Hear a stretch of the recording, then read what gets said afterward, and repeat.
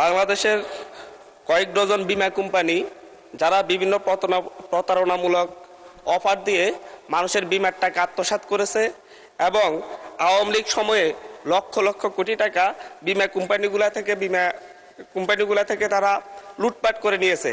এই বীমা কোম্পানিগুলোর ব্যাপারে এবং মানুষ যারা এখানে অর্থ জমা রেখেছে সেগুলা পুনরুদ্ধারে সরকার কোনো উদ্যোগ নেবে কিনা। আমার উপজেলা সহ সারা বাংলাদেশে এরকম লক্ষ লক্ষ ক্ষতিগ্রস্ত মানুষ রয়েছেন যাদের টাকা বীমা কোম্পানিগুলো আত্মসাৎ করেছে। ধন্যবাদ মাননীয় স্পিকার। মাননীয় প্রধানমন্ত্রী। মাননীয় স্পিকার, ধন্যবাদ আপনাকে এবং আপনার মাধ্যমে আমি সংসদ সদস্যকেও ধন্যবাদ জানাচ্ছি তার প্রশ্নের জন্য।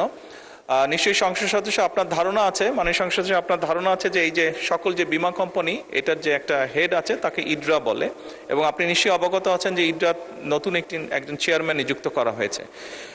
আপনার যে অভিযোগ আপনি তুললেন অলরেডি এর ভিতরেই চেয়ারম্যান এটি ইনভেস্টিগেশন করছে, এরকম যেগুলো কমপ্লেন হচ্ছে সবগুলো ইনভেস্টিগেশন করছে।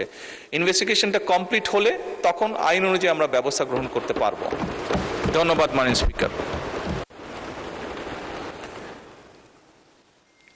তারপর চিহ্নিত প্রশ্ন 22 মাননীয় সদস্য মোহাম্মদ জাহিদুল ইসলাম দলু, নওগাঁ 5।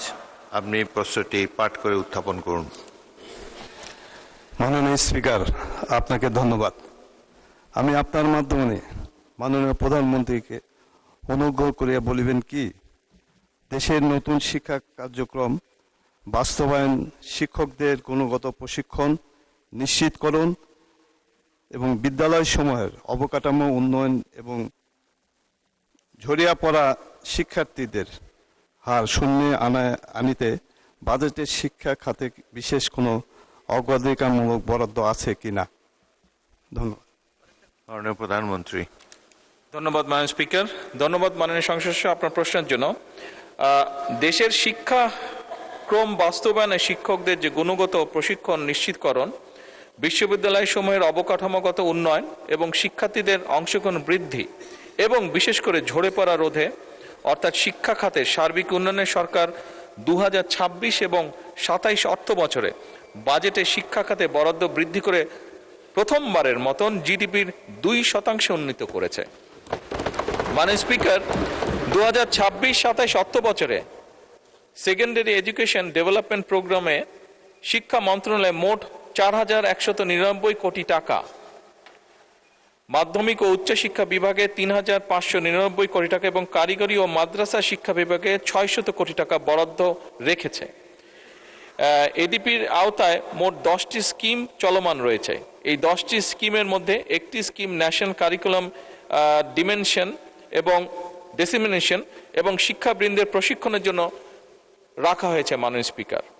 এছাড়াও learning acceleration in education secondary education প্রকল্পের আওতায় শিক্ষক প্রশিক্ষণের জন্য 810 কোটি টাকা বরাদ্দ রাখা হয়েছে, যার মাধ্যমে মোট 3,47,021 জন শিক্ষক, প্রতিষ্ঠান প্রধান এবং সংশ্লিষ্ট জনবলকে প্রশিক্ষণ প্রদান করা হবে।